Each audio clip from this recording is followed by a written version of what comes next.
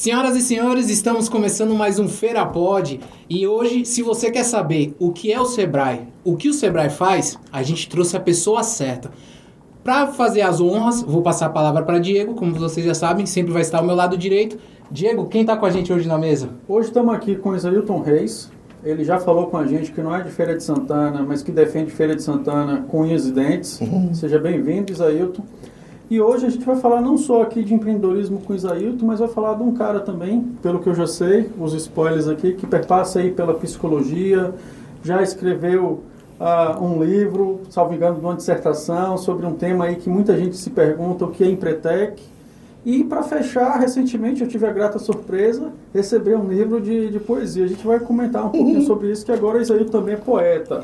Mas, Rodrigo, você eu acho que esqueceu da coisa mais importante. Onde nós estamos? Antes da gente seguir o papo, galera, eu quero falar do ambiente maravilhoso que toda vez eu falo com vocês que a gente está. A gente está no Hub Feira. Se você ainda já assistiu os outros episódios e não conhece o Hub Feira, a gente vai deixar o Instagram deles na descrição e também vamos deixar na tela. Por favor, entra lá, dá uma olhada no Instagram deles. Se você gosta de empreendedorismo, sobre inovação, startup, tecnologia, se você quer aprender com os erros dos outros, está acontecendo um evento aqui do lado agora, onde o CEO da Conexa, que estava com a gente semana passada, está simplesmente contando os percalços dele. Então, entra no Instagram deles, conhece o Hub Feira. Valeu? Agora, vamos para a conversa? E só acrescentando o seguinte, que agora o Hub está de site, viu, gente? Está com um site novo, já o site está fresquinho agora. Já então saiu o site. Entrar aí agora no Instagram, provavelmente já tem o link, já pode acessar o site, então isso é bem bacana. E aí, Rodrigo? Isaíl, a grande pergunta... Teve uma polêmica aqui na edição anterior. Numa edição anterior, a gente teve uma... Primeiro a gente descobriu, porque o Diego se apresentava pra gente como... praticamente o presidente do Sebrae. Aí depois ele começou a mudar e aí ele disse que era freelancer. Aí a gente resumiu que ele era um freelancer. O diretor questionou muito ele porque a gente começou a falar, pô, quem é esse cara? Se ele falava que era do Sebrae. Mas a grande pergunta é, eu tenho uma afinidade com o Diego, já conheço o Diego, já prestei serviço pro Sebrae. Sim. O que é o Sebrae? Porque tem muita gente, eu garanto, que quer saber o que é Sebrae. Beleza, boa noite. Deixa eu começar parabenizando essa iniciativa de vocês. O nome, para mim, é extraordinário, né? Eu falava aqui na estante da defesa que eu faço de feira e dizer que feira realmente pode muita coisa. E vocês estão fazendo isso nesse espaço também. Aproveito para parabenizar o Hub. O Sebrae é uma empresa, né? Não é uma empresa, muitas pessoas pensam que é uma empresa governamental, mas não é uma empresa privada. O Sebrae é uma empresa que apoia o desenvolvimento do pequeno negócio. Tem lá na sua missão fomentar o empreendedorismo e apoiar o desenvolvimento sustentável da pequena empresa. Como é que o Sebrae ele se sustenta, né? Qual é a fonte do nosso sustento? Há um percentual que que é retirado da folha de pagamento das empresas, né? Quando ela tem o seu pagamento lá do seu funcionário, é retirado um percentual e esse percentual é passado a nível nacional e a partir disso é distribuído para o Sebrae das unidades federativas. Então o Sebrae existe em todas as unidades federativas do estado, do país, né? E é uma empresa que já tem aí mais de 40 anos. Começa com uma relação, né? com uma junção a um ministério, né? Começa estatal, mas depois ela ganha, né? Essa independência do ponto de vista de ser hoje uma empresa privada que tem a sua gestão, apesar dessa fonte pública, mas tem a sua gestão de forma privada. Deu para entender? Já fez uma bela introdução. Isso só do ponto de vista que eu estou falando aqui, do ponto de vista institucional, né? Institucional. Essa é a apresentação institucional que você faz, que você precisa fazer. Na sua pergunta aí sobre o que é o Sebrae, né? Isso. Agora, se a gente for discutir aqui, e aí, Diego, foi bom você fazer a referência de Diego, todas as pessoas que têm a relação com a gente, né, do ponto de vista de ser consultores, que é o que Diego você também, né, que já experimentou, acaba fazendo parte da nossa família mesmo, do Sebrae, né? Acaba sendo também um desses embaixadores dessa organização que é apoiar o pequeno negócio. O que eu posso falar quando eu estive trabalhando junto ao Sebrae é seriedade. Para mim, a palavra... ali você pode confiar. No Sebrae, você pode confiar. É a sensação que eu tive. Mas só que a gente sempre faz uma reunião de pauta, eu, Diego, o diretor, a gente sempre faz uma reunião de pauta. E sempre vem umas dúvidas.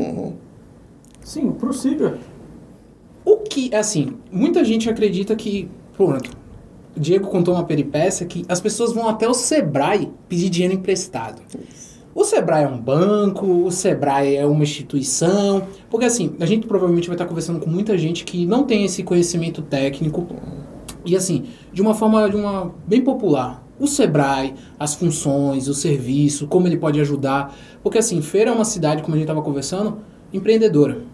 Ela nasceu do empreendedorismo, do comércio. Da feira, na verdade. Da feira. Exato. E assim, o Sebrae sempre está apoiando pequenos negócios, médios negócios, ele sempre está fazendo um papel institucional bem bacana. E aí eu queria escutar de você, porque assim, se existe uma pessoa gabaritada para falar o que é o Sebrae, o que o Sebrae representa para a Feira de Santana também, e como o Sebrae pode ajudar até as pessoas que estão assistindo a gente, é você. Beleza, vamos lá. Então a gente falava aqui nesse instante, né? Pegando o gancho aí do Feira Pode, né? Nesse a gente falou do Feira Tem. A gente está começando a conversar internamente lá, até a partir de uma entrevista que uma colega nossa deu a semana passada, e as pessoas também fizeram indagações como essa. Ela fez inicialmente e as pessoas começaram a fazer. Então nós estamos começando a trabalhar lá na ideia do o que é que o Sebrae faz. Né? Bacana. Eu contei essa história institucional, é importante, né? Esse posicionamento. Em alguns momentos, isso é uma avaliação nossa. A gente nos vende só com essa lógica institucional, muito como parceiro dos brasileiros, né? Vocês já devem ter visto. Muito Agora a gente está começando a trabalhar um pouco sobre a ideia, né? De como a gente pode estar também presente na vida daquele que empreende. A gente já o faz, mas as pessoas precisam entender isso. Então vamos lá. Primeiro começar pelo que não é. Né? Eu já falei que não é um órgão público, segundo, não é um banco. Né? Não é. As pessoas às vezes batem lá na porta, Diego. Dinheiro, né?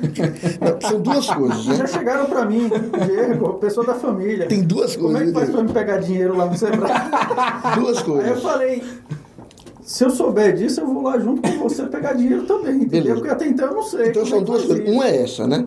Se é para eu vir aqui porque eu tenho determinada vontade de colocar um negócio e eu queria saber o quanto vocês podem me dar. Então, o primeiro aspecto, o Sebrae não é uma empresa, né, de empréstimo, não é. A gente até viabiliza algumas questões.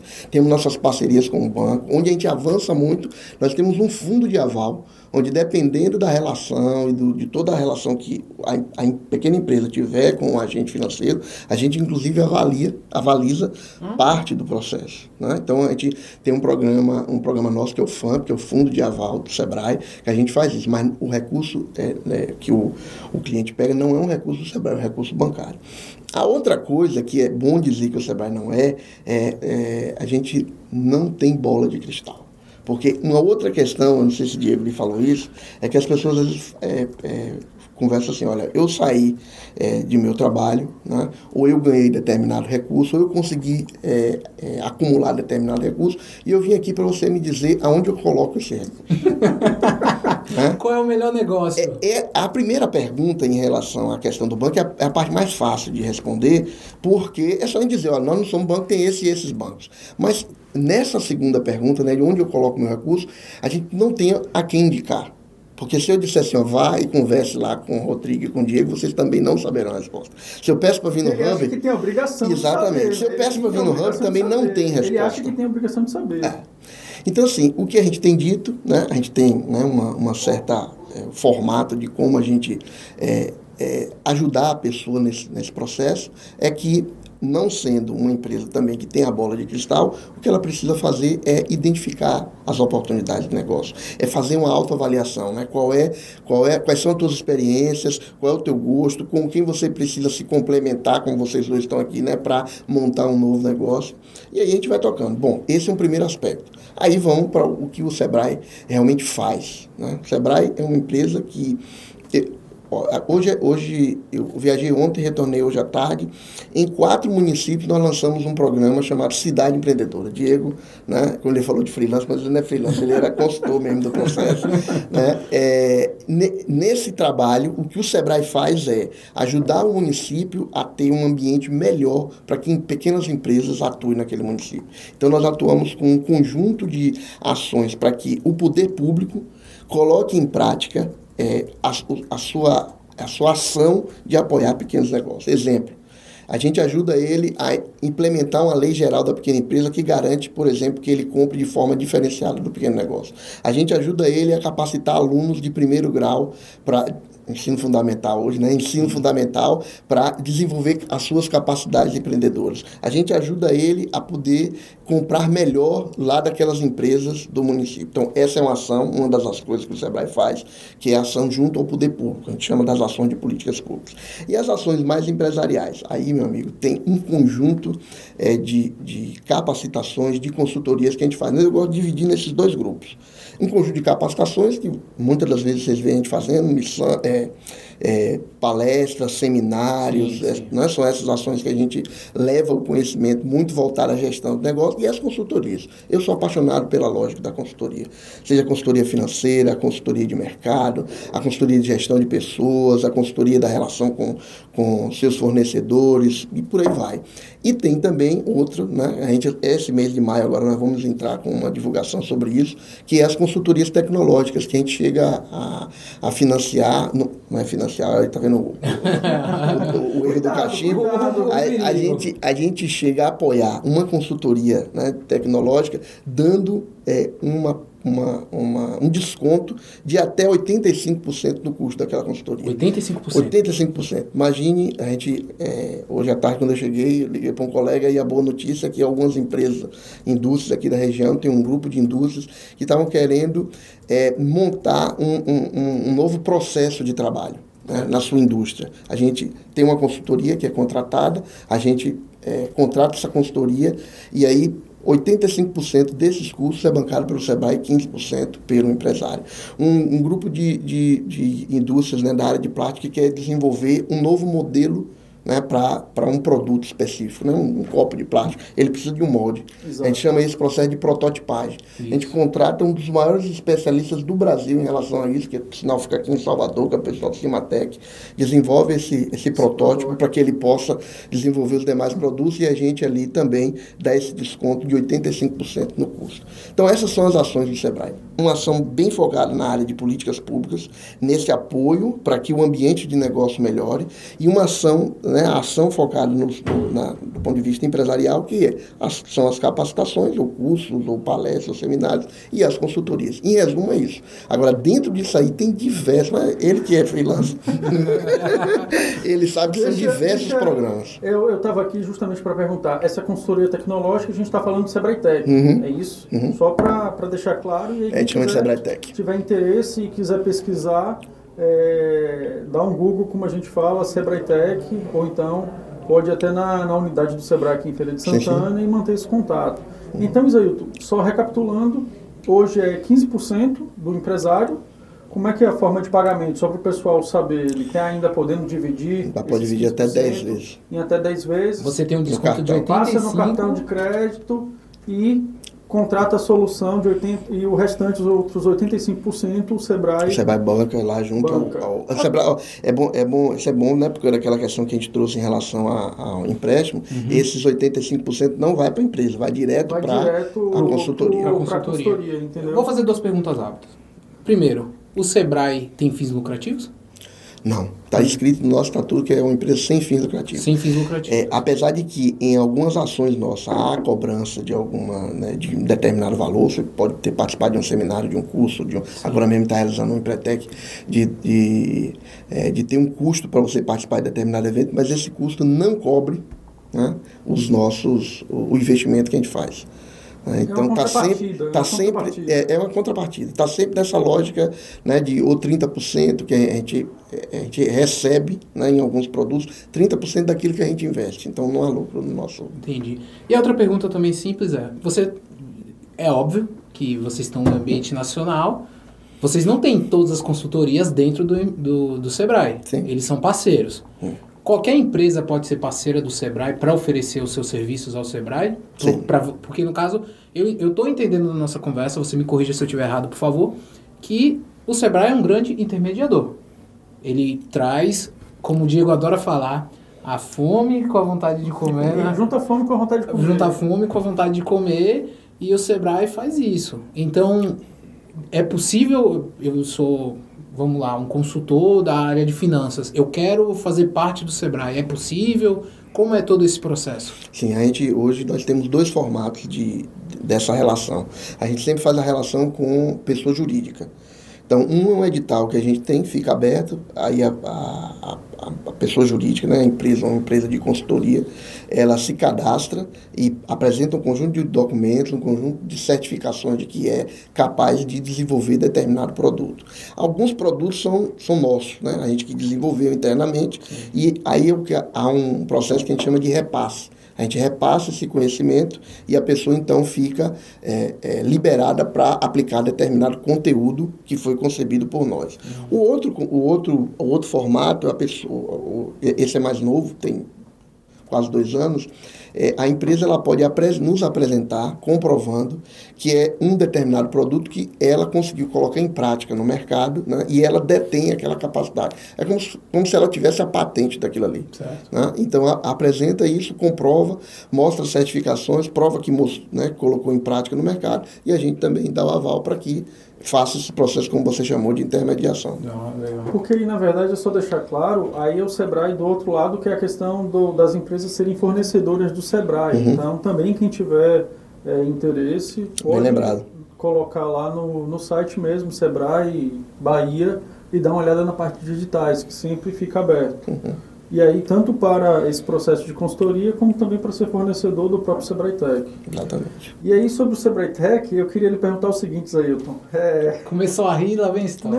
Não é vem história, não. É o seguinte, quais são os serviços do Sebrae Tech, determinados produtos desses 85%? Porque eu sei que quando a gente fala em desconto, os empreendedores como um todo vão ficar muito atraídos. E quem pode utilizar, qual tipo de empresa? No caso, a gente fala aqui quanto ao porte. Um MEI pode usar o Sebrae Tech? É só um AME? É só um EPP? Área de serviço, comércio? Como funciona?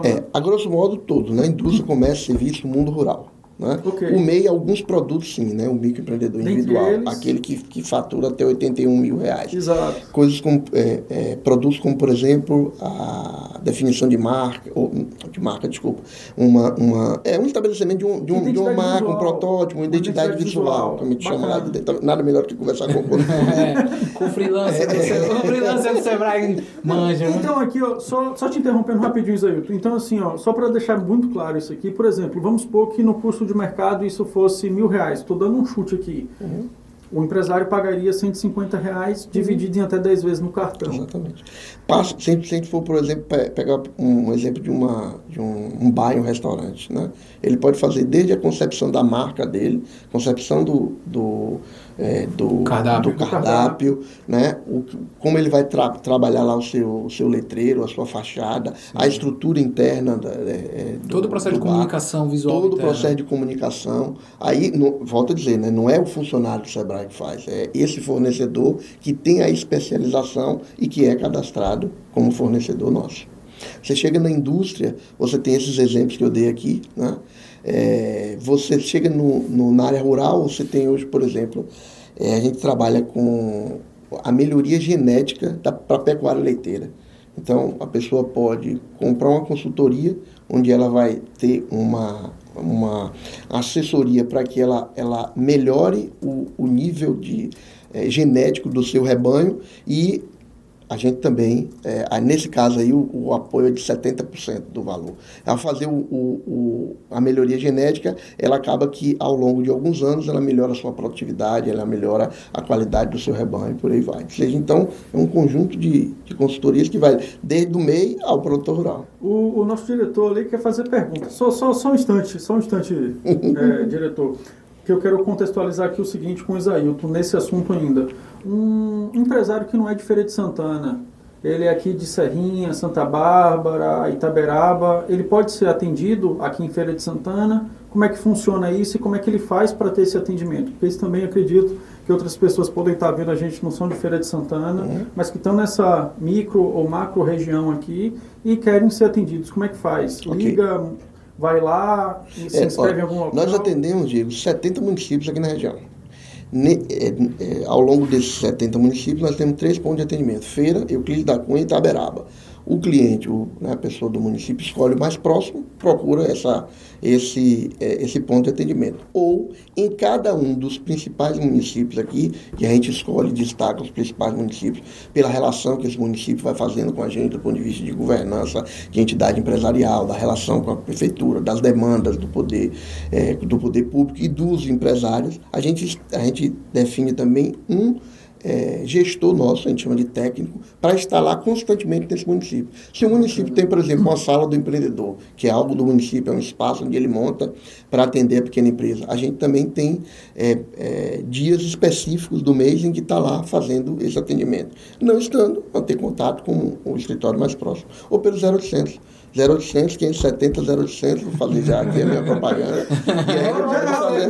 O primeiro mexendo aqui da noite, né? O primeiro, é que a gente gosta muito de mexer aqui, a gente já gosta de fazer um mexão. Não, e eu já ia falar daqui a pouco, depois a gente vai conversar aí para o patrocínio do Sebrae, é muito bem-vindo. É um caminho. Bem-vindo, o diretor ali quer perguntar. Vá, diretor, vá. Pode perguntar. A voz de Deus pergunta, de que forma o pequeno e o grande e médio empresário ele pode ter acesso a todo essa gama de serviços que o Sebrae oferece, porque o que parece é que não existe uma divulgação pesada para que chegue esse tipo de informação ao empresário.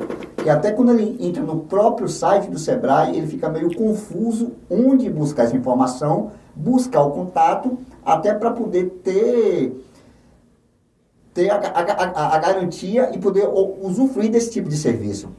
Como é que funciona? Como é que o Sebrae tem trabalhado isso? Na verdade, eu acredito que tem trabalhado um pouco, meio que devagar nesse sentido, porque tem muito empresário que fica sem saber como conseguir esse serviço e esse atendimento perante o Sebrae. Beleza, essa é uma pergunta e uma crítica boa, viu, seu diretor? Nosso diretor, ele é bom. Então, eu vou fazer até resenha aqui, ó. Eu acho que ele já foi vítima desse processo. Eu acho que ele tá falando um pouquinho de mágoa do Sebrae. Ele é empresário. Canguru Filmes, a melhor produtora. Então, como é que a gente tem tentado, né? Eu já falei aqui do 0800, né? É um canal. Sim. Um outro canal são as nossas redes sociais. A gente tem, né, nas diversas redes sociais. Exige uma página na internet. Mas eu penso que o principal mesmo é a visita lá ao nosso espaço físico. A partir daí, a gente faz, né, todo o direcionamento para o atendimento. Quando chega no espaço físico, tem um acolhimento, tem alguém que recepciona? Porque, assim, eu acho que a dúvida do diretor seria a minha dúvida. Se eu chegar lá, eu procuro quem? Porque, às vezes, eu tenho na cabeça que eu tenho um problema. Mas eu sei que pós qualquer diagnóstico que o Sebrae fizer, os seus consultores fizerem, eu vou perceber que eu tenho vários problemas. Eu chego lá com um problema financeiro, supostamente. Eu quero uma orientação financeira. Você vai descobrir que você não precisa só de uma orientação financeira. Às vezes, você precisa mexer na sua identidade visual, você precisa mexer na comunicação. A gente já sabe que o Sebrae faz o intermédio desses processos com 85% de desconto, podendo parcelar e tal. Chegando lá, se eu chegar hoje aqui na sede do Sebrae, aqui em Feira, tem uma pessoa especializada para me receber e para me orientar nesse processo? Beleza, vamos lá. Antes, deixa eu falar.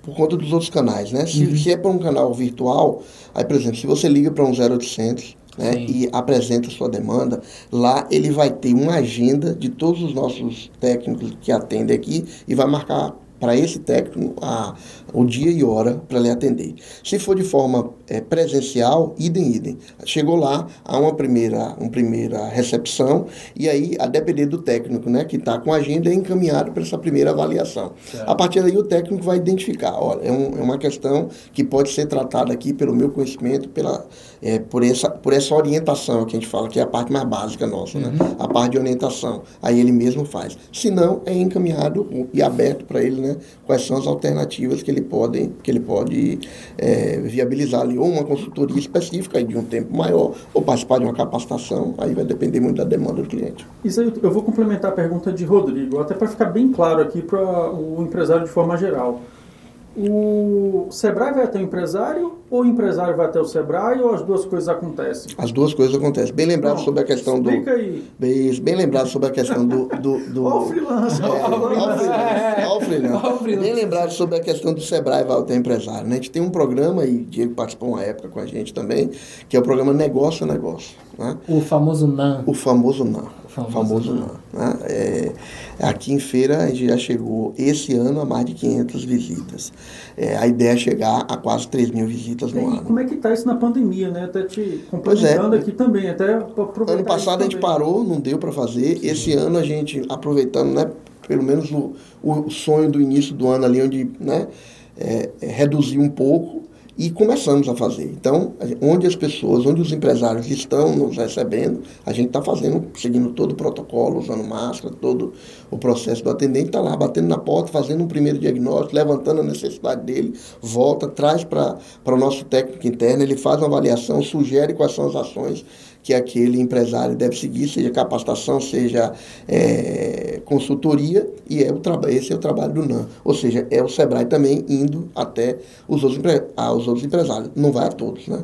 A gente atender 3 mil empresas na região e chegar à feira sei lá, com 2 mil empresas, né? E esse ir na porta... Não é 1% das empresas de feira. Esse ir na porta é só em feira?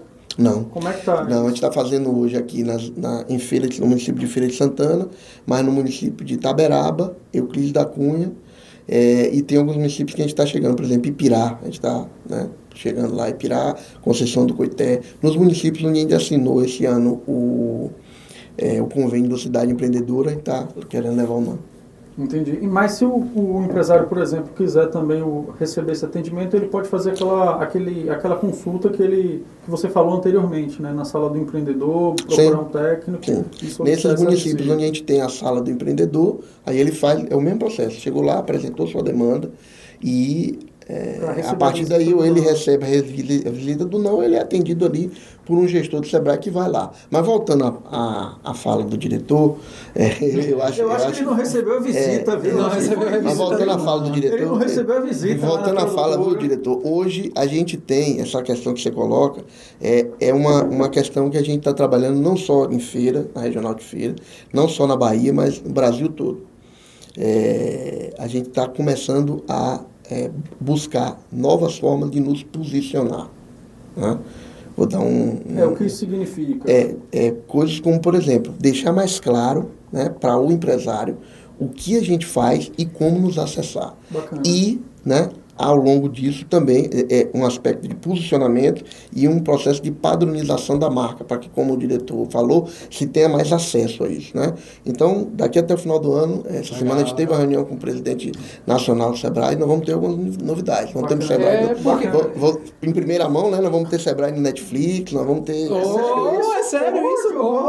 Jogou duro. Só na Netflix ou vai para os outros streams? Por enquanto também? ele só falou em Netflix. É porque o Netflix é agressivo, ele abraça quase todas as ideias. Não, tem isso. E, assim, para fechar essa questão, um outro famoso também, o Ali, ainda está rodando ou não? Em Feira não. Em Feira não. Acabou? O Ali é um programa, né, que, como o NAN, mas com um número menor, né, a ideia dele é levar inovação. O Ali é agente local de inovação. São agentes, né, técnicos que a gente prepara para ir até a empresa e fazer um diagnóstico sobre o nível de inovação na empresa e aí começar a fazer ações, né, que levem à melhoria da inovação na empresa. Esse em Feira de Santana esse ano não está rodando, está tendo um trabalho piloto em Salvador, a gente está acreditando que 2022 volte. Mais uma pergunta do diretor. O diretor hoje está cheio de perguntas. Hoje o diretor... Eu vou até beber uma água. Vai de Deus, manda. A voz de Deus quer saber como é que é feito esse processo de relação sobre visitas a pequenos e médios empresários, tendo em vista que, vamos botar que uma grande maioria possui o MEI. O processo de seleção para essa visita, vocês vão de acordo com quem está com o MEI em dias, ou não tem essa preocupação, ou mesmo quem está com o MEI atrasado tem essa preocupação de ter a visita para saber o motivo pelo qual está nesse processo? Rapaz, esse diretor tá... Ele tá. O diretor foi arrepiado. Eu não sei o que é, verifique lá. Se você quiser, depois eu vou pegar o CNPJ. Eu pego o CNPJ, pede lá, para dar uma buscada lá, para ver o que aconteceu. Alguém tratou mal. Mais uma vez, uma belíssima pergunta. E muito, muito boa pergunta, diretor, porque é bom para te deixar claro aqui, ó. O Sebrae, ele não tem nenhuma relação com o processo de pagamento do microempreendedor individual. Isso é governamental. Isso é com o governo federal. Fiscal geral. Nada, correto? tudo, assim, não existe nenhuma ação do Sebrae para cobrar do microempreendedor individual. Não existe nenhum dever ao Sebrae. A gente, às vezes eu recebo algumas coisas, rapaz, eu preciso ir aí. É sério. Eu preciso ir aí porque eu estou devendo o Sebrae. Você não está devendo o Sebrae. O povo pede dinheiro e ainda fica Essa é nova devendo. pra mim. O Sebrae não empresta dinheiro e o povo fica Há devendo. mais de 10 anos atrás, né, quando começou o microempreendedor individual, isso é uma posição até pessoal, nós assumimos uma importante responsabilidade, que foi ajudar essa parcela do povo brasileiro que quer empreender e que quer começar por esse formato de negócio, né, que é o microempreendedor individual. Nós nos responsabilizamos em acolhê-los. Não tinha nenhuma instituição no país que fizesse isso. Não tinha. Volto a dizer, às vezes até uma posição pessoal. A gente viveu até uma época aí do Ministério da Pequena Empresa, mas depois, né? Mas assim, não tinha ninguém que absorvesse ou que acolhesse o microempreendedor individual. E nós fizemos esse trabalho de divulgar, de ajudar a registrar a sua empresa, de ajudar a declarar um imposto de renda, de ajudá-lo em como é que ele tira o boleto, a fazer a declaração anual. Ao longo do tempo, a gente tem buscado com que esse empreendedor, e a nossa visão é que isso é um processo também de educação, a gente tem buscado com que ele vá se acostumando a ele mesmo fazer determinadas coisas. Então é por isso que em alguns momentos a gente não está imprimindo boleto, ou a gente não está fazendo essa declaração dessa forma. Olha, você precisa trazer todos os documentos, porque empreender é um passo a ser dado de alta responsabilidade. Então tem as obrigações a serem feitas. Mas o microempreendedor individual, a gente tem o prazer de atendê-los, tem momentos também que a gente tem capacitado outros para ajudá-los, porque a quantidade é muito grande. Sim. Né?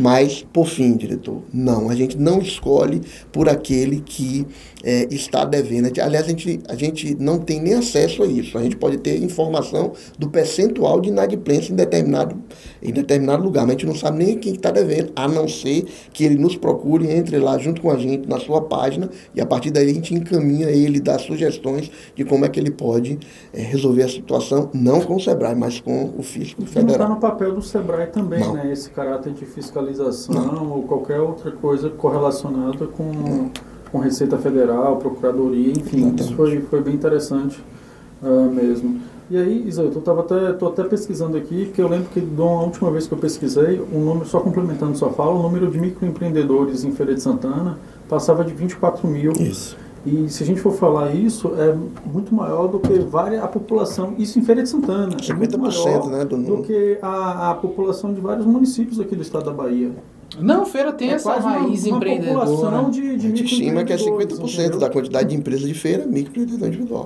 Então é muita gente, isso é um exército mesmo de micro e pequenos empresários que de alguma forma estão empreendendo. É óbvio que tem uma gente. quantidade aí, um percentual, esse também não tem essa avaliação, que embarcou nessa ideia de ser microempreendedor individual por conta dos benefícios, né, da Previdência. Sim. Existe, óbvio que existe, né, mas a quantidade também de quem se formalizou para tocar um negócio é muito considerável, né?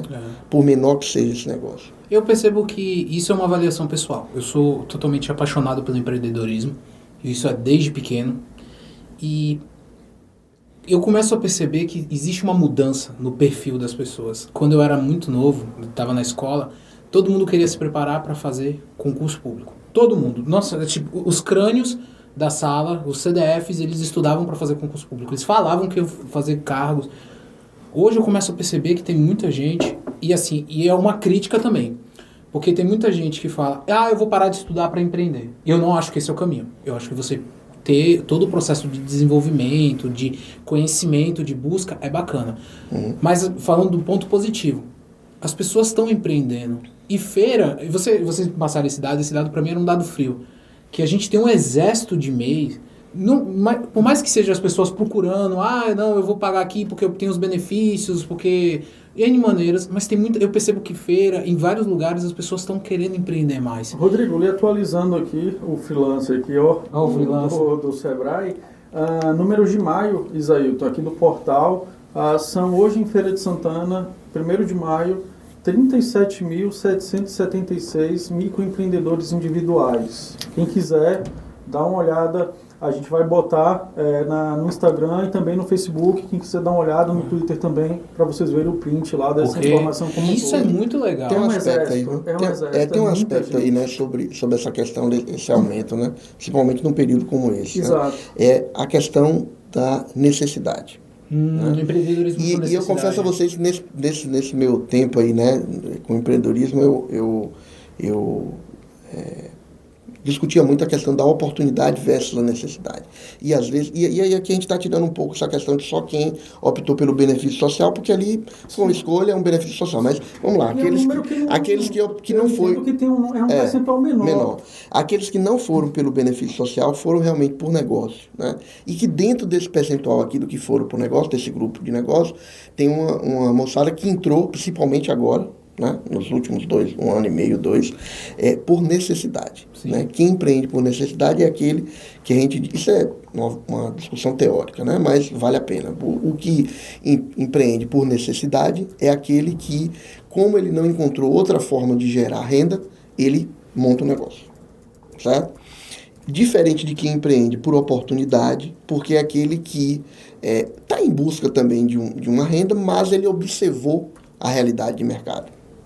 Achou uma necessidade que onde ele poderia... Durante muito tempo, e eu vou falar por mim, até quando eu tive um professor que, né, me ajudou nessa reflexão, a gente achava que bom era só a questão de empreender por oportunidade. Realmente é. Mas não há nada de errado, né, em você empreender por uma necessidade. Agora, o que é que eu acho que é importante em instituições como a nossa, né, o Sebrae, como a de vocês, levando essas informações como de um hub da vida e como outras que apoiam o pequeno negócio, é que a partir do momento que a pessoa está lá dentro, né, no mundo empreendedor, ele entrou pela porta da necessidade, mas ele pode começar a observar oportunidades mil. E ele já está lá, já está na prática. Né? Ele já está sabendo. Então aquilo ali pode ser transformado. Então é muito importante também um país ter muita gente envolvida por necessidade, sim. Mas ter instituições que apoiam, que capacitam, que influenciam, que demonstrem outras questões, outros lados do processo de empreender, para que aquilo ali se transforme na busca de oportunidade. O que é buscar oportunidade? O Marcelo, né? Marcelo Neiva, me parece o nome dele, Marcelo Neiva, lá do IPEA, ele disse que o Brasil é um país que a gente encontra notas de R$100 espalhadas pela rua. Ou seja, é o país das oportunidades. Né? Não vou falar dessas oportunidades que às vezes a gente tenta vender aí como pai do futuro, não é isso que eu estou falando, não. É de oportunidade de coisa seguinte, olha, tem coisa ali, tem nichos de mercado que dá para eu apostar, né, e ganhar dinheiro com aquilo. É dessa oportunidade e que ele quando está você falando. fala dessa oportunidade, necessidade, eu vejo muito... É um paralelo que eu cresci observando. É aquele empreendedor que, assim, vai começar uma obra aqui, eu tenho 300 funcionários trabalhando nessa obra, o que é que aparece em seguida?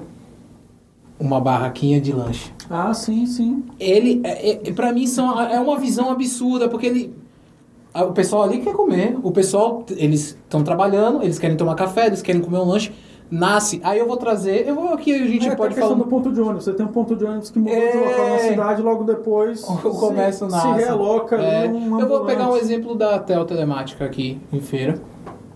Quando ela nasceu, era só a Tel. Não existia nada naquela região. Eu sou dali da região. Quando foi depois, existe uma vida, um comércio natural que existiu ali. E a maioria das pessoas, quando você para conversar, dos microempreendedores, muitos vieram da necessidade.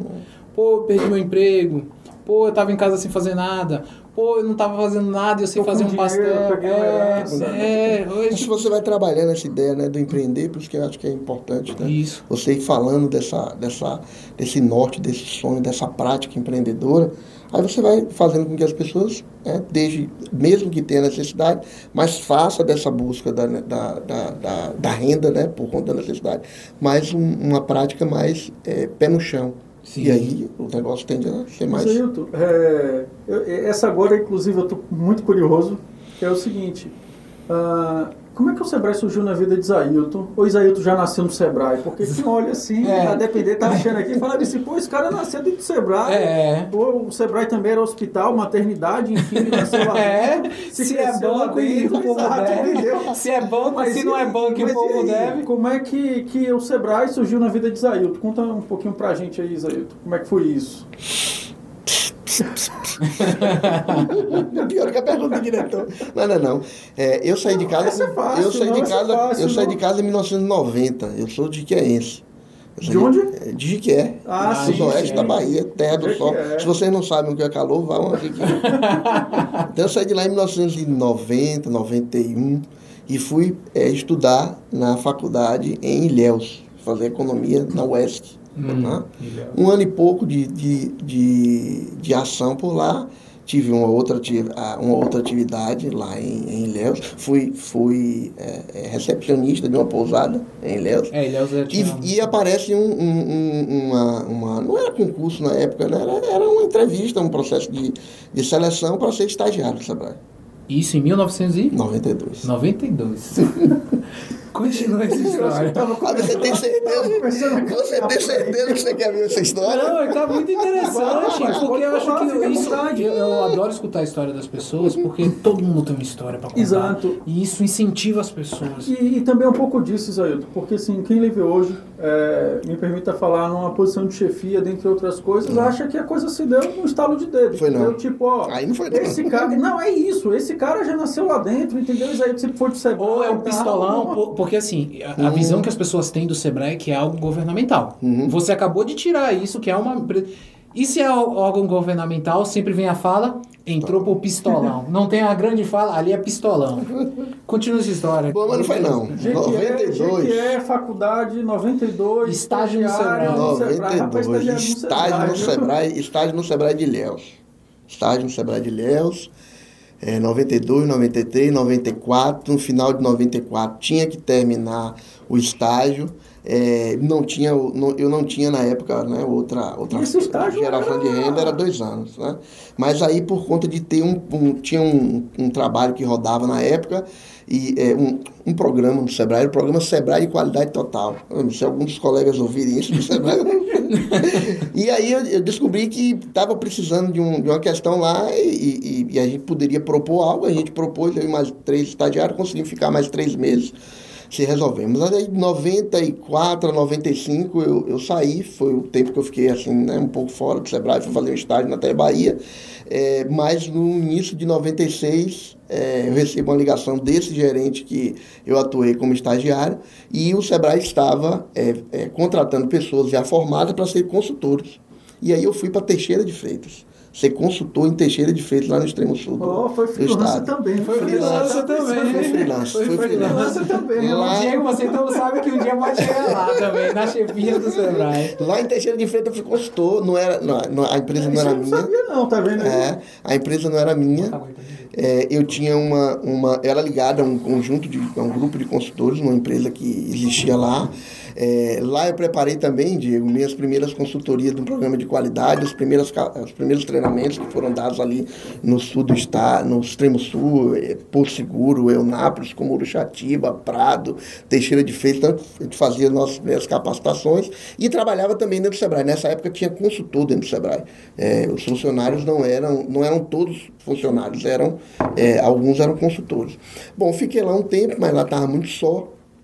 E apareceu uma vaga na minha terra natal, como consultor. Vim para Jiquié, isso em 1990, estamos aí, 96, é legal ir pontuando, porque eu gosto dessa timeline. Final de 96. Ano que vem, 30 anos aí, praticamente, viu, do Sebrae. Final de 96, 97, início de 97, continuo no Sebrae de Jiquié como consultor. Surge então, no meado de 97, junho, final de maio, início de junho de 97, a possibilidade de ser consultor em Ilhéus.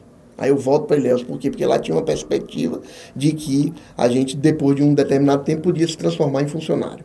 Bom, fiquei mais 3 meses como consultor em Ilhéus. Né? E esse trabalho de consultoria era você tinha uma empresa sua, né? Nessa época ainda não tinha uma empresa minha. Eu atuava dentro de outras organizações. Aliás, não. Minto. Quando eu voltei para o Jiquié, eu montei uma empresa de consultoria chamada ISR Consultoria, depois Sol Consultoria com outro parceiro.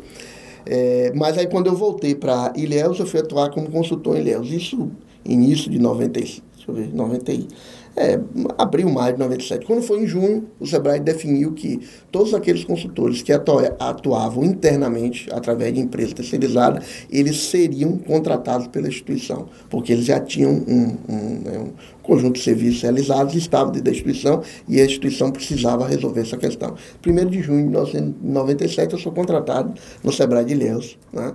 E estou lá, estou até agora, mas assim, o Sebrae tem 10 regionais, eu já passei por 7.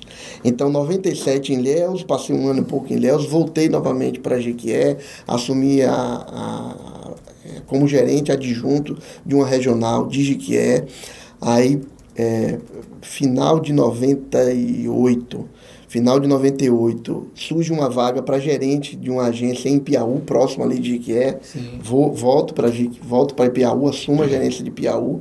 Na gerência de Piauí, entre 99, 2000 até 2005, eu dividi a gerência de Piauí com mais a coordenação de um projeto de cadeia produtiva da pecuária leiteira e da piscicultura, que trabalhava muito com tilápia, isso no estado todo. Então, rodei esse estado todo, né, discutindo pecuária leiteira e produção de tilápia em cativeiro com diversos produtores. Chega em 2005, o telefone toca e aí eu sou convocado para assumir a gerência regional de Santo Antônio de Jesus. Fica em Santo Antônio de Jesus. Tá chegando perto. Exatamente isso ali, ó. Tá chegando perto. 2005, fiquei até 2005, 2011, eu tomo a decisão de entregar a gerência regional. Eu tinha outros objetivos pessoais, depois a gente pode falar aqui, mas eu estou fazendo só a linha aí do Sebrae. Em 2011 eu entrego a gerência, mas aí não deu. Bom, entreguei, fiquei fora 3 anos. Quando foi em 2013, 2 anos, quando foi em 2013, fui convocado para assumir interinamente um mês, a gerência regional de Salvador. Disse, olha, que eu não tenho interesse de ficar, não gosto de minha filha pequena, não queria ficar no interior, na capital. Voltei a Santo Antônio de Jesus, quando em 2014, numa bela quinta-feira de 2014, o telefone toca e sou convocado para numa quinta e na segunda me apresentar aqui em Feira de Santana. Estou aqui até agora.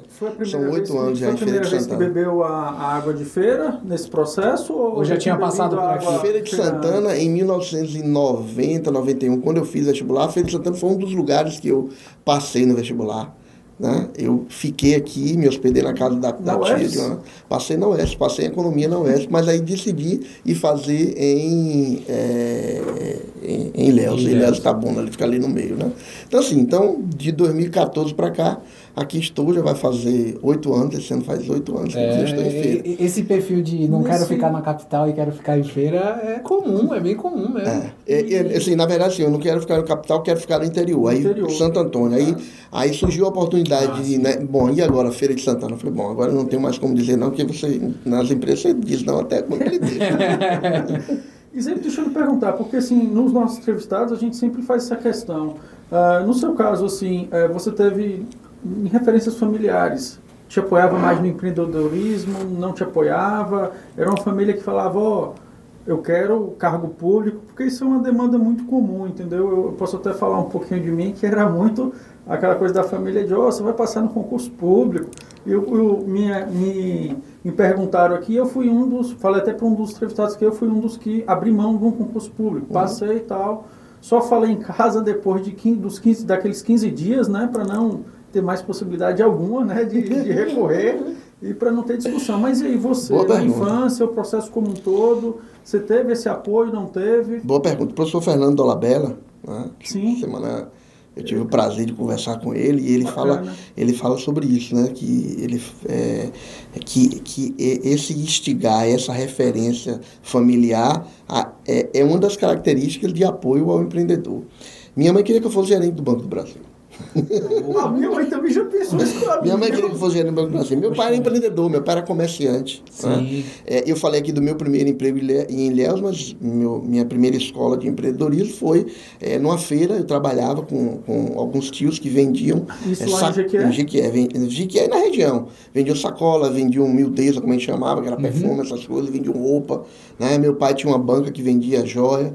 Então, assim, eu tive essa experiência, mas minha mãe queria que eu Aí, fosse... nesse caso, você já tinha o seu salário ali, enquanto... Tinha minha- Ou era Isso era, a família isso mesmo? era 10, 11 anos, a gente tinha o que nos davam depois da feira, depois né, do ganho do dia ou da semana. Então não era um salário, não era carteira Não, é assinada. isso, salário assim nesse sentido, né? Já tinha esse ganho. E aí foi sua primeira relação, então, com o dinheiro, digamos assim. Nessa ação. Mas aí quando eu volto, né, e entro no Sebrae, em todos os lugares que eu passo, eu falo, Sebrae foi minha melhor escola. Né? Sebrae foi minha melhor escola. E eu, apesar dessa questão, né, de se trabalhar com empreendedorismo, né, vender a ideia de empreender, de montar negócio, e você também está com essa história aí de quase 30 anos só numa instituição. Eu me resolvi o seguinte, né, para mim, e aí eu vendi isso, eu tenho outra história paralela aí, né, que é uma coisa que eu gosto muito, 10 anos na academia, fui professor universitário durante 10 anos, Sim. Que é o seguinte, para mim, e isso para mim foi como eu me resolvi, né? Empreender não é só montar negócio. Empreender passa por uma lógica atitudinal, né? E é atitudinal para você alcançar sonhos. E aí quando eu descobri que eu tinha concebendo minhas atitudes, né? Ou praticando atitudes empreendedoras e realizando meus sonhos, para mim foi tranquilo. Então eu me resolvi, Diego, nessa vontade de ser um funcionário público que minha mãe tinha, né? Ou de montar um negócio, em toda essa história que eu contei aqui em relação à atuação no Sebrae. Hoje eu me sinto muito satisfeito por ter vivido, na minha visão, foi uma atuação empreendedora. Eu estou com uma engatilhada aqui, Rodrigo, que é o seguinte. Pode mandar. Quando você diz aí que empreender, você consegue, digamos assim, ter esse posicionamento de vida, né? Que empreender não é só negócio. Digamos que isso foi um dos motivos para você desenvolver aquele primeiro livro seu, na parte de o que é o Empretec. É mais ou menos isso? Eu tenho isso lá. Eu vou só dizer, ali é o segundo livro. É o segundo livro, pronto, por favor. Então a gente já está no terceiro. Já tá no terceiro. Tá no terceiro. De poesia tem isso se não teve mais no meio do caminho. Não, só falei assim, eu gosto de falar desse primeiro, porque nesse instante Esse se você me perguntar, seu, depois a gente fala. Pode falar. Mas é pra você falar. Seu, Vamos lá, esse primeiro filho filho meu foi quando minha filha terminou a alfabetização, né? E aí, eu sempre fui muito contador de história para ela dormir, certo? E um belo dia ela disse o seguinte, pai, conta uma história inventada, né? Criança. Mas assim, eu sempre fui muito dado também a inventar muita história, né? Eu tinha antes dela nascer, eu contava história para os sobrinhos, lendo um livro de administração, pra você ter ideia. E daí surgiu, Deu a Louca nos Contos de Fada. Esse é meu primeiro filho, do ponto de vista de escrita. É um livro que eu escrevi com ela, né, com Marina, que é minha filha, e foi um livro em família, porque ele teve as gravuras feitas por minha esposa. Então, eu gosto muito de falar. Depois que veio o segundo, que agora o terceiro, eu tenho gostado muito de falar nesse, porque foi um projeto familiar, foi muito legal. O filme é um livro pequenininho para crianças aí de 6, 7 anos, né, onde a gente faz, na mesma lógica de Monteiro Lobato, uma mistura das histórias infantis. Então, Deu a Louca no Conto de Fada. O segundo, esse que você, né, perguntou, que é Gestão Empreendedora, o Impacto do Empretec, ele é fruto do meu estudo de mestrado.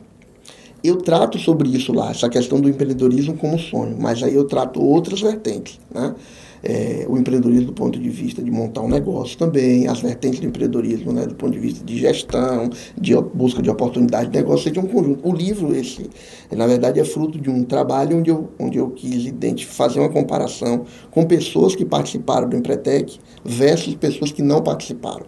E eu estudei com base fiz uma relação das 10 características empreendedoras trabalhadas no Empretec versus alguns critérios de gestão, de prática de gestão nas empresas trabalhadas pela Fundação Nacional da Qualidade. E aí, como resultado, a gente percebeu que as pessoas que participaram do Empretec e que colocaram mais em prática os comportamentos empreendedores são pessoas que tiveram melhores práticas de gestão e alcançaram, principalmente isso, né? Alcançaram melhores resultados. Aí eu grifo, né, o Gestão Empreendedora, que eu chamo, não sei se eu vou lembrar aqui de como eu chamei, mas essa é uma gestão empreendedora, de uma gestão onde você coloca em prática ações da gestão, né, práticas de gestão modernas, mas essas práticas de gestão modernas são embasadas em atitudes empreendedoras. Coisa de teórico de mestrado, mas, por fim, o que eu quero dizer é o seguinte: quanto mais você desenvolve características empreendedoras, que essas características empreendedoras elas ganham, estão no dia a dia da sua gestão, melhores resultados você consegue. Eu parto do princípio seguinte, que a gente fala da questão do empreender, né? O Brasil é um senhor país em destaque de empreendedor. A gente falou aqui nesse tanto, né? Olha, 37 mil só em Feira de Santana. Só em feira. Mês. De microempreendedor individual. Só que o que eu discuto lá no livro é que parece que quando a gente abriu as portas, parece que o ciclo acabou. Né? E não é isso. Né? Eu quero ampliar esse ciclo, eu defendo que a gente precisa ampliar esse ciclo para o processo da gestão. Porque, na verdade, é o que faz dar continuidade ao negócio. Para que a gente fuja dessa coisa, né, de 2 anos está acabando, né? A grande taxa de mortalidade. Então, assim, todo aquele comportamento empreendedor de busca de oportunidade, busca de informação, tomar iniciativa, planejar, definir meta, tudo isso precisa estar no dia a dia de uma boa gestão. Porque se não tiver gestão... Não vai. Então, foi essa a ideia do segundo livro. O terceiro, depois eu falo. Ok. Eu estou aqui, eu vou fazer a pergunta para Rodrigo agora, mas o diretor ali, vocês sabem o que é o Empretec? Eu sei porque eu já tive no processo do Empretec. Eu fui um prestador de serviço. Não, é Empretec. O Empretec. Eu já estive no processo. Eu sei o que é, mas aí... Alan, No Empretec, você tem certeza? Foi o Empretec. Eu acho que você está confundindo. Com qual? Você foi fazer o Empretec? Não. O Empretec é o que você participa dentro do processo? Não, você sabe o que Não, eu acho que eu tô me confundindo. Eu me sabe o confundi. que é Empretec? Deus, a voz do povo, que é representante do povo, não sabe o que é Empretec. Então responda, que porra é Empretec? E é isso aí. Você fala de Empretec, Rapaz, nosso carro-chefe é o programa carro-chefe do Sebrae. A gente está aqui... É engraçado, né? Você fala carro-chefe e mas vamos lá. Muita gente não sabe nem para onde é que vai no Empretec. Eu vou falar, só para fazer uma referência aqui de que está acontecendo uma turma aqui, a 31ª de Feira de Santana, aqui agora no Atmosfera, terminamos sábado. Já relembrei o que é Empretec. Ainda não. O Empretec, por que o nosso carro-chefe? Porque é o programa que a gente tem o maior nível de aceitação e de boa avaliação, ponto 1. Segundo, é o nosso programa que no Brasil o Sebrae é o único que pode desenvolver, é uma parceria do Sebrae com a ONU. E o Empretec é um programa onde você, durante 6 dias, hoje o formato é de 6 dias, quando eu fiz em 1999 eram 9 dias, você 9 dias, agora é 6, quando eu fiz 9 dias, você faz uma imersão na discussão e na prática dos comportamentos empreendedores. Década de 60, um psicólogo chamado David McLennan, ele identificou e me ajudou a responder uma pergunta que minha mãe sempre fazia. Mas aí, quando eu comecei a trabalhar no Sebrae, já tinha aceitado que eu não era do Banco do Brasil. Que você não ia ser gerente do Banco do Brasil. Já tinha aceitado que eu não ia ser gerente do Banco do Brasil e me disse o seguinte: por que tem algumas pessoas que montam um negócio, né, dão certo, né, e tem outras que não? Então esse cara começou a se fazer essa pergunta lá na década de 60, entrevistou pessoas, né, de vários continentes e chegou a uma conclusão. As pessoas que têm um sucesso empreendedor, eles têm algumas algumas características comportamentais. Deu conta de 30 características comportamentais que virou os 10 comportamentos do empreendedor. São esses 10 comportamentos que durante 6 dias você passa discutindo e praticando e mergulhando. Né? Hoje eu estava em Ipirá e conversando, esqueci o nome do cara, Edinaldo da panificadora Vitória. Ele disse: a melhor coisa que eu fiz na minha vida. Bacana. Um pequeno empresário. Eu já escutei outras pessoas. A melhor coisa que eu fiz na minha vida. Eu não sou muito afeto, aí já a outra parte, né, Diego? Sou muito afeto a dizer essas coisas que modificam a minha vida, mas é uma posição da pessoa. Né? Se aquilo ali foi realmente marcante para ele, né, que seja. Não é o objetivo do Empretec. O Empretec não é um trabalho de autoajuda, não é isso. É um trabalho empresarial. Mas as pessoas que participam, né? Quando eu fiz a abertura aqui na segunda de manhã, eu disse, participe, mas não participe como ouvinte, participe como um participante mesmo. Se envolva de corpo presente. As pessoas não vão nem na empresa nesses 6 dias. Então é isso, a prática de comportamentos empreendedores, discussão e prática de comportamentos empreendedores e olhar para si e desenvolver então. Eu lembro que eu tenho algumas pessoas que participaram, próximas a mim, falaram que coloca você em situações que você fala... eu pensei que eu entendia sobre negócios. Agora eu entendi que eu não entendo é nada. E que coloca você em situações de desconforto. Porque o empreendedorismo vai te levar a várias situações de desconforto. E eu falo isso porque, pra mim, se tornou uma honra. Assim, Diego é meu amigo pessoal. É só uma história pessoal muito curta. Eu sempre falei com o Diego, eu quero ser empreendedor. E Diego, tu não tem um CNPJ que é ser empreendedor. E esse ano, eu tive o meu primeiro CNPJ. O Diego tem, o diretor tem, só que eu não tinha. E agora eu tenho meu primeiro CNPJ e me sinto... Mas aproveitando e a mentalidade muda completamente. Mas até o que Isaíto falou também, que não é só montar negócios, empreender também não é só montar negócios. É um estilo de vida. Assim, resumindo de uma forma bem esdrúxula, é um estilo de vida. Porque isso reflete na forma como você age dentro de sua casa, como você pensa, até como... Eu vou falar, como eu organizo a feira da minha casa. O fato de ir fazer supermercado... E é o fato como eu olho a empresa, muda completamente. A minha visão, tipo assim, como se eu me fizesse assim, explodisse e falar, caramba, é um mundo. E esse cabra aqui, ele sempre me ajuda muito, porque ele, não, pai, isso aqui acontece, porque eu sou muito mais empolgado que ele nas coisas.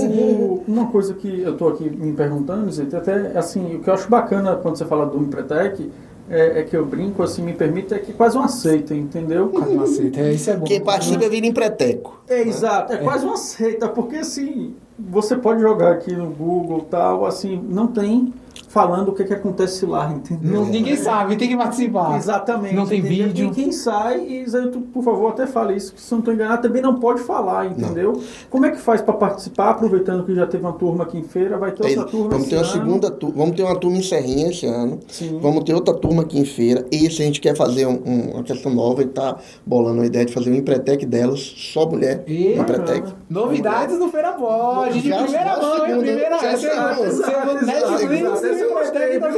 Pode falar, bacana. Então, para participar, os mesmos canais, né?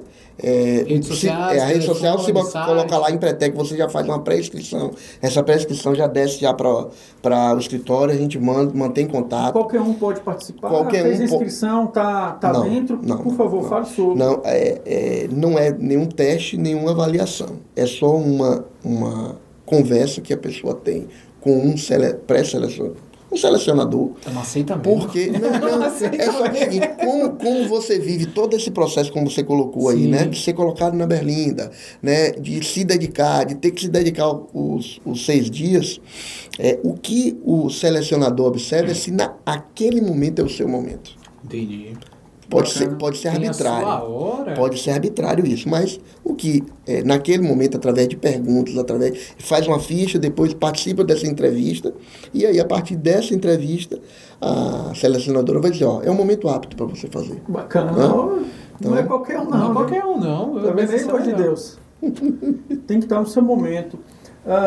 Rodrigo? Não, pode fazer seus questionamentos. Eu quero muito mais absorver. Como é que surgiu a psicologia na sua vida?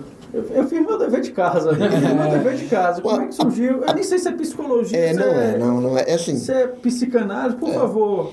Minha formação é psicanálise. Essa questão aí dessa busca pelo que é empreender ou não, é uma outra cachaça, digamos assim, é um outro vertente, é um outro segmento. Como é que foi isso? Eu disse aqui nesse ano que o Sebrae foi uma das grandes escolas da minha vida, né? E encontrar a psicanálise também foi uma das grandes atitudes que eu tomei na minha vida. 2005 eu resolvo fazer o curso de psicanálise, né? Para nós, né, que nos dedicamos, não existe o término de uma formação, não existe uma formação continuada. É óbvio que eu vivi todo um rito. Psicanálise você não faz numa academia, você faz através de sociedade. Eu fiz através de uma sociedade, vivi todo o rito. Foram 5 anos de eu digo que aqueles 5 anos foram 5 anos de preparação. Como a sociedade, favor, só porque a sociedade sempre foi assim, desde a época freudiana. Existe sociedade psicanalista, se organizam, são psicanalistas, né, formalizam uma sociedade mesmo jurídica, e ela que faz... É um CNPJ, no caso? Sim. E ela que faz todo o repasse, sempre uma tríade, né? Você tem a teoria, você tem a análise que você faz também sua durante o processo, então análise pessoal, e também o processo de você atuar como analista, supervisionado por alguém que já fez análise. No meu caso, isso durou 5 anos. De lá para cá, apesar de ter saído da clínica, eu atuei pouco tempo como clínica, porque aí, depois que eu saí de Santo Antônio, embarquei aqui em Feira, não dá para ser gerente da 2ª regional do estado da Bahia e a maior do Norte e Nordeste, né? Que, assim, do interior, Norte e Nordeste, né? E ainda atuar. Não estou atuando na clínica, mas desde lá, né, que eu tenho feito sempre meus cursos de reciclagem, minhas conversas com outros psicanalistas, meus bate-papos, meus seminários. Recentemente, agora estou encerrando o 2º curso aí no Instituto de Psicanálise Lacaniana em São Paulo, alguns cursos na USP. Você falou da cachaça, né? Eu espero, em determinado momento, terminar esse ciclo da primeira escola Sebrae, e a psicanálise muito provavelmente é aquela que eu escolherei para ser uma das minhas companheiras aí até o momento em que eu tiver que partir daqui. Então, foi assim que ela entrou na minha vida, em 2005. É para se conhecer mais ou...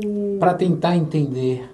Você está falando de quê? Para mim ou a psicanálise? A psicanálise. Porque eu fiquei... Ou é para entender os outros? Eu já fui... Quando ele falou isso, só aproveitando aqui, é porque vocês já pensaram que eu era advogado, que eu trabalhava no Sebrae. Freelance do Sebrae. Freelance do Sebrae. Ele é advogado. Já falaram que eu trabalho no Sebrae, tipo, carteira assinada lá dentro. Que bom, hein? E a parte de que também já pleiteei, assim, no sentido de ir para psicologia. Isso porque logo no início lá na minha carreira, eu pensei no seguinte, eu cheguei a fazer vestibular para psicologia e queria também direito. Aí não foi nenhum nem outro. Então vamos lá. Quando eu entrei na psicanálise, do ponto de vista de atuação, eu entrei, né, para me transformar num profissional, num psicanalista, para em determinado momento exercer. Para determinado momento exercer. Tive um período, né, de exercício, recuei, né, mas a ideia é que, né, em determinado momento futuro, possa passar por isso como atuação. Agora, você pergunta sobre essa pergunta é difícil, mas você não é do diretor, sobre se psicanálise é só para se conhecer, o meu entendimento, a linha que eu estudo, a condução que eu faço, eu penso que psicanálise é muito mais do que o autoentendimento, né? A psicanálise é para você começar a dar conta daquilo que vai cada dia lhe surpreender. Discutir sobre isso tomar um programa todo.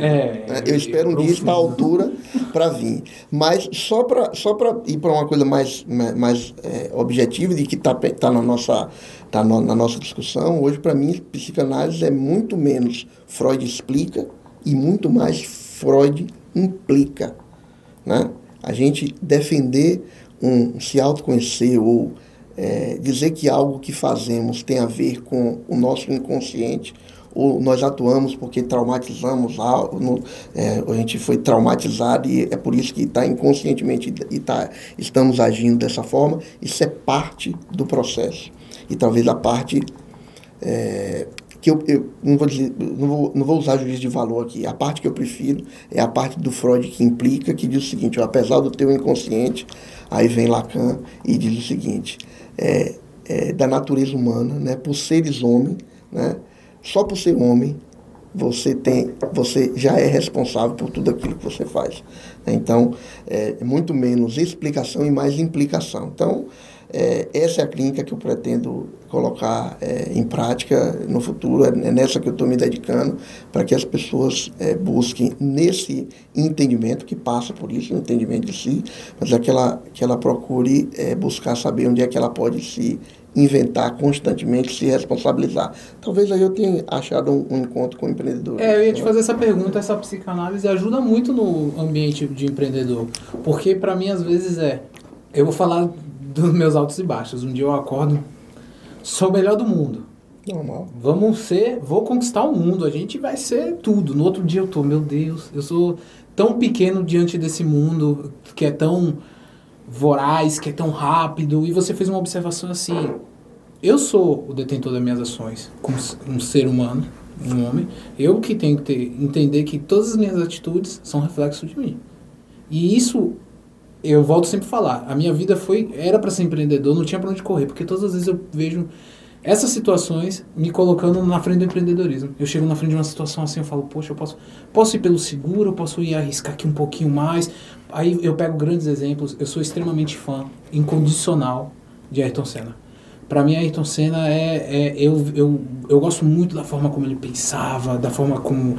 Eu consumo tudo que lança do Ayrton Senna e eu sempre observei que ele era assim, você tem que arriscar. Eu sou um piloto de Fórmula 1. Eu nasci para vencer. Eu não nasci para chegar em segundo, em terceiro. E para isso tem que correr riscos. Legal. E ele sempre foi muito fundo, né? Quem pega a biografia de Ayrton Senna vai saber que jogou carro em cima de Alan Prost, ele competia, ele colocava o carro para os outros bateu. Exatamente. E ele é uma grande referência para o brasileiro em si, que é o brasileiro que vence, o brasileiro que falou assim, nossa, a gente tem o direito de vencer. E isso, todas as vezes eu fico pensando, pô, é meu direito, eu tenho que arriscar. Aí no mesmo momento eu falo, pô, eu tô com medo, será que eu vou pro mais seguro? E quando você faz esses comentários sobre a psicanálise, eu falo, isso tá muito ligado no empreendedorismo, isso ajuda muito pro empreendedor. Porque é risco mesmo, a vida é de risco, a gente tem que tomar essa decisão, né? As invenções que o empreendedor faz, né, são invenções que todos nós precisamos fazer do ponto de vista da vida, né? Porque ela não tem resposta, né? Exato. Não é fácil, a vida não é fácil. Não. Né? Então a gente vai fazendo o quê? Inventando formas de lidar com algumas coisas que a gente com certeza não vai ter resposta. Outra grande ilusão nossa, né? A gente tá nesse mundo da tecnologia, da ciência, de que tem resposta para tudo. Esqueçam, tem coisa que não vai ter resposta, né? Eu lembro, sempre quando fala isso... Eu não vou mergulhar aqui não, porque senão... Eu lembro de Shakespeare, a questão de que há mais mistérios entre o céu e a terra do que supõe a nossa van. Então inventar e se responsabilizar. Eu estou usando aqui uma fala de um psicanalista brasileiro chamado Jorge Forbes, que eu gosto muito. Estou recentemente tendo um curso agora, né, na escola dele. E ele fala sobre isso, né? Ele muda a lógica da resignação e da compaixão para invenção e responsabilidade. Eu gosto muito disso. Aí você sai de um Freud que explica, mas é isso, porque é dessa forma, beleza, pode até ter essa explicação. Para um Freud que implica, né? Cara pálido, o que é que tu tem a ver com essa situação que aí está passando? Aí você se implica, você se insere no processo, vai ter que inventar uma forma de sair, porque o mundo, como você colocou aí, não é fácil, e se responsabilizar por isso. Isaílton, o diretor já está ali, já falando do nosso tempo, mas ainda assim eu quero fazer, diretor, mais algumas perguntas aqui, que é o seguinte, quando, no caso, a gente está falando aí dessa questão do empreendedorismo como um todo, como é que você observa isso no contexto de Feira de Santana, entendeu? Dessa tua vivência já dentro da psicologia e com os empreendedores que regularmente você tem contato, ouve a sua equipe lá no Sebrae falando no que se refere a esse comportamento. Esse é um ponto e... pode falar isso que depois eu emendo... Feira, a gente começou a falar sobre isso aqui, né? Estava até fora do ar. Feira é uma cidade que respira empreendedorismo, né? Feira é uma cidade que tem sonhadores, né? É uma cidade que tem pessoas com atitudes. Minha definição de empreendedor o empreendedor é aquele que realiza sonho praticando através de atitudes diferenciadas. Então, Feira de Santana tem isso. Tem grandes sonhadores que fazem isso de forma diferenciada, né? Respira empreendedorismo, né? Passa por aqui não só a Bahia, mas passa por aqui o Brasil, né? E com uma característica, né? Eu estava brincando aqui, segunda-feira eu participava de uma reunião e dizia, ao invés da gente defender algumas críticas que chegam à feira, a gente precisa afirmar o que feira tem. E aí surgiu até a ideia, feira tem muita coisa. Feira pode. E feira pode. Você adorei essa questão. E a conversa foi... Se tem, pode, se pode, tem. Exato. Né? Então, assim, sob o ponto de vista do empreendedor, Feira de Santana respira isso, né? E nós temos aqui a oportunidade de desenvolver várias ações de apoio a esse empreendedor. Então, a atuação do Sebrae aqui é muito focada nisso, né? De aproveitar essa oportunidade que o município nos dá. E aqui eu faço aqui a minha última questão, que é o seguinte: na sua experiência, no seu entendimento, é uma coisa que a gente até brincou aqui com a questão de feira, da questão da bola de cristal que você falou, mas vamos botar uma bola de cristal aqui na mesa para onde você acredita que Feira aponta aí nesse pós-pandemia? A gente, em termos de empreendedorismo e negócios como um todo, até para quem está nos assistindo, isso aqui, é claro, não tem nenhum, digamos assim, questão de verdade fidedigna nesse contexto, mas assim, a tua opinião nesse sentido, para onde Feira caminha no que se refere a negócios, empreendedorismo, pós-pandemia, nos próximos 10 anos, isso aqui na bola de cristal, digamos assim, de Isailton Reis. Tá, vamos lá. Eu acho que os negócios tradicionais, comércio, as pequenas indústrias, a indústria, que aqui o parque industrial que aqui já está estabelecido, eles vão cada vez mais se desenvolver. Né? Eu quero acreditar que nós vamos ter um senhor modal de relação nossa com a capital e com outros lugares do estado.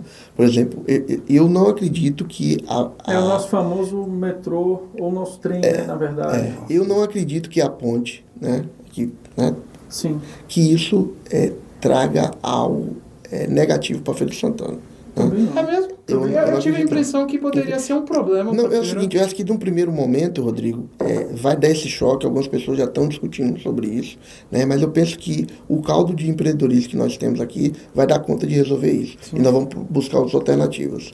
Até porque aí a questão principal, minha maior aposta, eu acho que aqui a gente vai precisar focar em algo cada vez mais de Feira se estabelecer como um polo de logística e de referência do que vocês estão fazendo aí, ó. Hub como esses aqui vai ter que ter aos dobros em Feira de Santana. Se apoiar na logística, se apoiar nessa questão de prestação de serviços para essa área de inovação, né? Porque isso em uma cidade de quase 5 milhões de habitantes como Salvador, isso fica muito difuso. Em uma cidade de 600 mil habitantes como é Feira de Santana, e com toda essa relação que ela tem aqui, isso se fortalece mais. Eu apostaria nisso. Né? Logística e ancorado na questão da inovação. Que é isso que vocês já estão fazendo aqui. Que é isso que vocês estão fazendo. Essa é uma fala pertinente, porque essa nova geração que está vindo aí, elas têm que entender. Eu entrei na universidade em 2008. Quando eu me formei, eu fui trabalhar na primeira agência de publicidade, o meu curso já estava desatualizado. Estava começando o processo de marketing digital. Era uma coisa surreal. E aí eu começava a observar e falar, caramba, velho, daqui pra frente vai ser assim. Você tá cursando e seu curso já tá desatualizado. Aí, você falando isso, eu lembrei de um amigo que o filho estava num pós-doc no exterior, na área de tecnologia. E aí eu falei, e aí a parte de pesquisa de livros do teu filho, como é que é? E aí ele falando o seguinte, não, meu pai, não tem livro. São artigos científicos apresentados em congressos, porque o livro, quando for produzido, para mim, ele já está ultrapassado. Então, só para você ver como é a dinâmica da coisa. Espero que a gente vá mergulhar nos livros de poesia, nos livros de literatura, porque esses aí, eles têm vida mais longe. Com certeza. Que é o seu terceiro livro. Ele já fez o gancho. Rapaz, você vê quando a gente gosta do filho, né? Não esquece, é coisa de pai. Por favor, eu não estava esquecendo não, e aqui, para quem está assistindo a gente, antes de Isailton falar aqui sobre o terceiro filho dele, se teve essa relação com a psicologia ou não, eu quero saber se tá... eu vi que tinha um link da Amazon, certo? Da Amazon Kindle. E se a gente pode deixar o link aqui disponível para quem está assistindo a gente, para quem quiser, acesse, baixe. Eu vi que tem umas 196 páginas, já dei uma garimpada ali. Eu falei, poesia se lê com calma, se lê com atenção. Você degusta. Mas aí eu vou dizer, não é um livro assim de poesia em si, né? Foi um filho da pandemia? Me perdoe por dar esse toque aí para falar sobre ele, porque assim, tá latente. Eu fiz uma coisa. Foi um filho da pandemia? Não foi filho da pandemia, não. Filho da pandemia é boa. Agora, a pandemia assim me instigou, tá escrito lá, me instigou a transcrever ele da forma que eu transcrevi. Mas é uma coisa interessante, porque assim, ele ainda não tem um exemplar impresso. Bacana. Né? E é por isso que eu fiquei nessa conversa aqui junto com vocês para falar sobre isso, né? Porque, assim, já no lançamento que eu fiz sentado em casa, tomando o vinho em homenagem ao tema ao tema do livro, No lançamento eu cheguei a uma quantidade de pessoas que eu não chegaria nunca a um lançamento físico. É por isso que... E dos mais variados locais. Dos mais variados locais. Isso é Dos mais variados locais. Né? Mas veja lá, não foi um filho da pandemia. O livro não é um livro só de poesia, Diego. O livro é o seguinte, você sabe que eu gosto de caminhar, eu já dividi com você em algumas viagens que a gente fez. Eu tava lendo seu O livro. sonho que eu tenho de fazer Santiago isso. de Compostela. Eu já fiz algumas caminhadas. Tá no meu, Todo ano eu preciso. livro também. Todo ano eu preciso fazer uma caminhada. E quando foi em outubro, início do segundo semestre de 2016, eu tinha vontade de fazer uma caminhada, mas eu estava louco novamente para ir a Portugal, reviver o que eu revivi lá durante 3 anos. Eu fiz meu mestrado por lá, no norte de Portugal, e queria também, estava pensando em fazer um doutorado por lá. Aí eu dou de cara com um livro de um jornalista, rapaz, esqueci o nome do cara, Antônio Roberto. O livro era Lisboa em Pessoa, onde ele fala do livro de Fernando Pessoa, que eu já era apaixonado desde 2011, quando lá tive pela primeira vez. Ele fala do livro de Fernando Pessoa, um dos únicos livros que Fernando Pessoa deixou escrito, porque a obra de Fernando Pessoa ficou lá num baú, né, muito separado. Então, e o livro Fernando Pessoa, o livro de Fernando Pessoa Lisboa, que o turista deve ver. Poxa, eu queria fazer uma caminhada, né? Quando eu comecei a ler, eu falei, rapaz, vai ser isso. Então eu fui em 2016 e fiz esse trajeto que o poeta Fernando Pessoa convida você a fazer em Lisboa.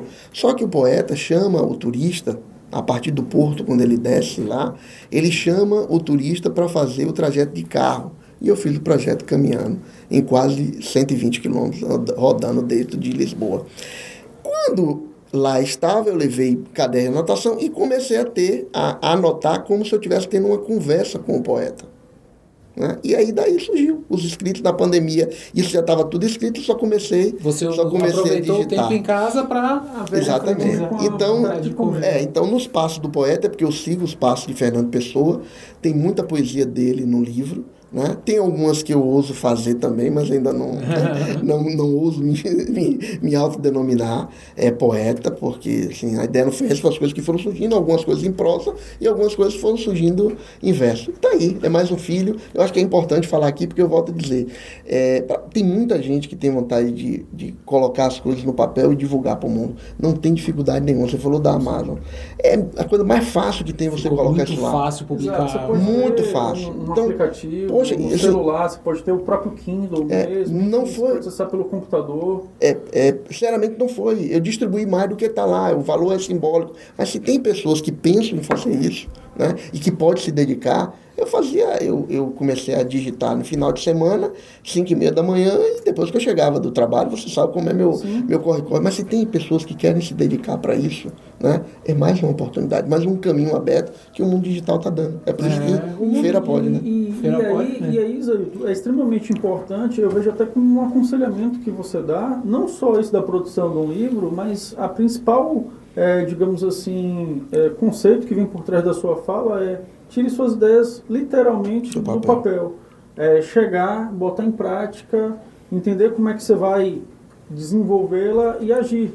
Isso inclusive, caso você queira, você pode assistir aí nos nossos episódios, que é como a gente conta como é que surgiu o próprio FeiraPod, entendeu? E o ato de arriscar. De chegar e falar assim, aí quando é que vai ser tal, enfim. E aí a coisa acontece, mas é um pouco disso, de você chegar, e aí seja não apenas para um livro, seja para um próprio programa de podcast, seja para o próprio ato de empreender que a gente conversou. O ato de pintar, porque eu tenho uma relação muito próxima com ilustração, e aí eu falo, quanta gente que quer ilustrar e tem vergonha, e vem tudo daquele processo. Eu não sei, isso se torna até um pouco comum em algumas pessoas, eu acho que a gente tem um pouco de medo de arriscar.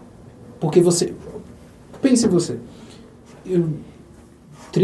praticamente 30 anos dentro do Sebrae, você falou, tô inquieto, psicanálise, tenho uma paixão. Você já tinha feito 2 livros, você vem com um 3º livro. E agora você está usando um exemplo que eu gosto desse exemplo para todo mundo. Avalie, você está com medo de, eu não tenho dinheiro, não tenho recurso. Hoje tem meios digitais que praticamente zeram seus custos e potencializa. E você pode descobrir que você tem uma escrita muito boa, você pode ter uma literatura muito boa, você pode construir algo realmente que o mundo está perdendo a oportunidade de ver, porque você está com medo. Você está com medo de arriscar. Medo é uma coisa normal, né? Do nosso ser humano. Em alguns momentos a gente usa ele para se cuidar. Proteção. Mas se der para arriscar é bom. Né? Dá um frio na barriga, Quem quiser o livro, encontra onde? Esse seu último livro, na Amazon? Tá lá na Amazon. O outro também tá lá, o Deu a Louca nos Contos de Fadas. Era isso que eu ia perguntar também. E aí o segundo livro... Esse eu sei que está impresso. O segundo está impresso. Mas já venceu as tiragens. Eu devo ter em casa de 2, 3. Mas assim... Quem tiver interesse, mantém contato com vocês, eu deixo aqui o PDF e vocês podem passar. Bacana, legal. Então a gente vai deixar assim. Minha ideia é difundir. Botar lá no link, Instagram, quem quiser pode manter contato. Difundir, eu quero que as pessoas leiam, critiquem. Tô quebrando aí meus receios, eu digo, Tem outro no Prelo, viu? Eu gosto disso. Ele sabe de outras minhas, de outra paixão minha. Esse tem a ver com o poeta, eu chamo de poeta, Antônio Carlos Belchior. Nosso cearense. Belchior. Tem a ver com Belchior. E eu lembro das andanças com Isaílton, um livro que eu acho que vale muito a pena, até no sentido da gente olhar um pouquinho para dentro de si e com aquelas coisas que a gente deseja. E aí que o título do livro, fazendo um merchan aqui, você quer o que deseja? Eu falei nesse livro para ele. Ele falou para mim. Eu falo o seguinte, eu ouso até, para a gente ir para as considerações finais aqui, eu ouso até mudar o título do livro. Falar o seguinte, assim, você quer o que você quer, o que realmente deseja, porque a coisa pode acontecer, entendeu? E você tem que estar preparado para quando essa coisa acontecer. Eu acho que essa é a grande questão. Mas, Isaílton, nosso tempo está esgotando. Palavras finais.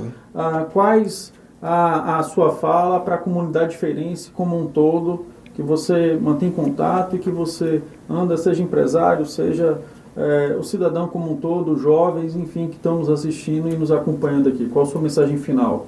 Bom, primeiro eu queria agradecer a vocês, parabenizar.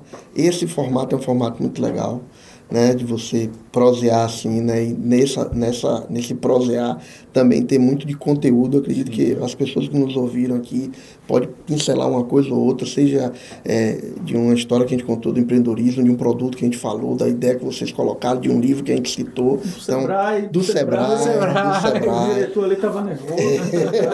Espera aí que o diretor... Então é isso, eu acho que e assim, o que eu queria deixar para o empresário de Feira de Santana é primeiro dizer que o Sebrae se encontra sempre à disposição desse trabalho, né, de apoiá-los, né, podemos e não temos todas as respostas do mundo, ninguém os tem, nem ninguém as tem, e a gente, né, se coloca inclusive na berlinda para ser criticado com o diretor, poder buscar formas diferentes, mas a gente quer contribuir com o desenvolvimento de Feira de Santana, um aspecto é esse. O outro é uma questão que a gente sempre coloca para o empresário: conhecimento não é demais. Nunca é demais.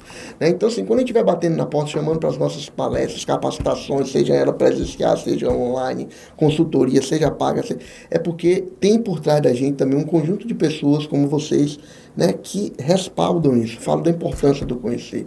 E terceiro, vendo a cidade de vocês como feira tem, porque feira pode, eu já estava aqui feira pode cada vez mais ratificar o que Feira de Santana vem vendendo aí mundo afora. Agora, a gente precisa exaltar o positivo. Com certeza. Quem quiser falar, que fale, assim, problemas todos os locais têm. Todos os locais têm. Basta a gente escolher.